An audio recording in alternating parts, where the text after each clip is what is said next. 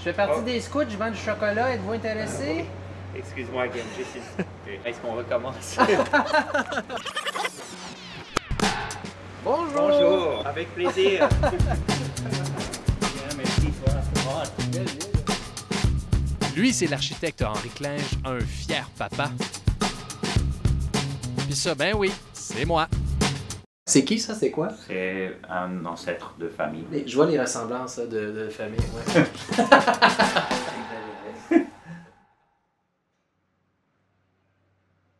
Mais merci beaucoup, Henri, de nous recevoir dans, j'ose dire, une cathédrale de béton. Ouais, Déjà, merci. avec le petit écho, on le sent, on se croirait dans une magnifique cathédrale d'ailleurs. Comment tu t'es retrouvé tout d'abord dans le Milex, qui, il faut le dire, est un peu le quartier des architectes quand même? C'est devenu le quartier des architectes, mais j'ai acheté un bâtiment en 2002 et j'avais fait une première maison que j'avais complétée donc en 2004. Et puis c'était un quartier qui était un quartier, je dirais, d'opportunité, une espèce de Soho. Très hétéroclite. C'est très hétéroclite, oui. Ouais. Alors pour moi c'était séduisant parce que c'est pas des maisons homogènes où il fallait réaliser un projet avec des fenêtres blanches et de la brique rouge. On avait la possibilité de faire un projet qui était un peu différent, qui À était son plus... image. Oui, à son image. Voilà. J'ai acheté ce terrain, c'était un terrain en fait, et j'ai construit cette maison en béton. Pourquoi justement le béton? C'est un matériau qui peut-être paraît très froid, peut-être beaucoup de gens pensent que c'est du brutalisme, mais ce n'est pas du tout ça.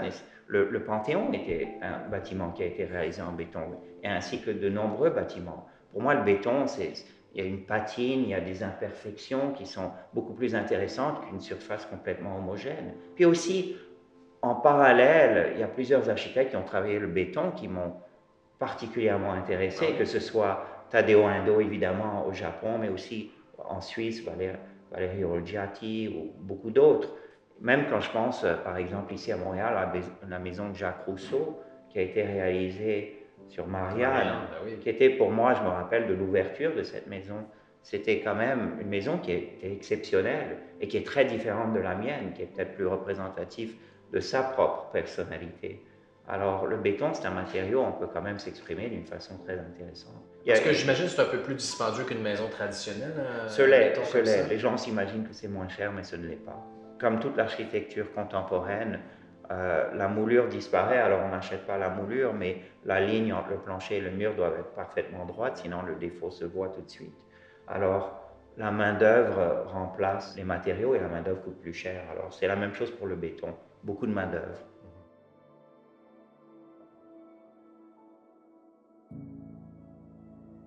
Là, il y a l'entrée, puis on arrive à la grande pièce qui est le salon. Et en fait, ce qu'on voit, c'est les bois qu'on a utilisés, que ce soit le noyer, le cèdre de l'ouest au plafond et le béton. Ce sont les trois matériaux qui ont été utilisés dans toutes les pièces du projet. Le soleil vient du jardin, le sud est par là. Alors, donc, ce qui est intéressant, c'est quand cette pièce est animée par le soleil, il y a une certaine énergie. Des fois, le béton, certains trouvent ça plus froid. Le bois, comme ça, avec les textures, ça amène une certaine chaleur. Est-ce que c'était pour équilibrer un peu l'espace? Tout est relatif, n'est-ce pas? Si on a du blanc, après on met une autre couleur à côté, puis ça paraît moins blanc ou plus blanc. Mais c'est la même chose avec le bois. Le béton seul, c'est un matériau qui est effectivement un peu monastique ou qui est peut-être un peu sévère, mais avec le bois, ça fait un mariage, un dialogue qui est plus séduisant et qui est plus adouci. Alors c'est un équilibre entre le bois et le béton. On utilise beaucoup les matériaux bruts au bureau, il y a quand même une identité. Je trouve que c'est quand même bien quand un architecte utilise les mêmes matériaux parce qu'il sait où il veut en venir. Il faut absolument parler de votre bibliothèque. Je suis fasciné tout d'abord par évidemment, la grosseur. Et les livres, c'est des livres, ça vient Ben, d'où ces vieux livres-là? On dirait non, des livres qui datent de j'ai beaucoup 1700. plus de livres. J'ai beaucoup d'autres livres, mais il y a une partie qui appartenait à mon père. Il y a une Ok. partie qui appartient à moi, des livres sur l'architecture, etc. Puis, on a aussi caché la télévision derrière. Oh! Alors, on peut Ça, je me disais, je voyais les peintures, c'était soit votre coffre-fort ou Oui, ou la télévision. ouais, c'est ça. C'est un objet je crois qu'on souhaite cacher dans une maison.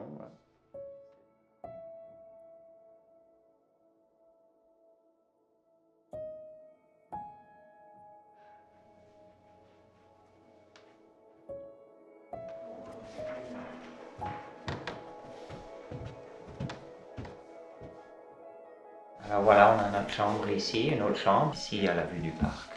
C'est une maison qui veut pas être en constante évolution parce que la construction n'avait pas été nécessairement pensée pour des enfants, mais là déjà dans ta tête, ça bouillonne pour que ça évolue. Là. Ben, il faut que ça évolue parce que maintenant j'ai une famille, maintenant j'ai 2 enfants. Quand j'ai construit la maison, je n'avais pas d'enfants. Surtout je dirais pour n'importe quel architecte, on a toujours envie de changer. On a toujours envie de se reconstruire et de vouloir se redéfinir. Puis ça fait partie de la vie en fin de compte. C'est une énergie de vie de construire une maison ou de faire un projet d'architecture.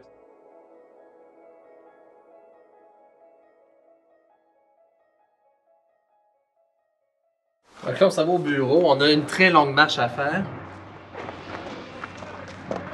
Ah, mais c'est pas pire, il n'y avait pas trop de trafic. C'est une unité complètement indépendante. Donc, il a fallu qu'on passe par l'extérieur parce qu'il n'y a aucune connexion entre les maisons. C'était voulu? Oui, c'est comme ça, on n'est pas quand même. C'est déjà le bureau est assez proche de la maison. Il y a des gens carrément qui t'ont dit qu'ils n'aimaient pas ta maison? Oui. Ah oui? Et il y en a d'autres qui m'arrêtent dans la rue et qui me disent que c'est fantastique. Ça ne me dérange vraiment pas. On tranche, on fait quelque chose et puis ça fait partie du dialogue. Ça fait partie du dialogue communautaire comme du dialogue architectural. Et c'est là que le dialogue de l'architecte sort de la communauté en architecture et va rejoindre un dialogue un peu plus au large. Merci beaucoup Henri. De rien, ça m'a fait plaisir. Je te laisse ta longue route pour retourner à la maison. D'accord. Merci, super apprécié.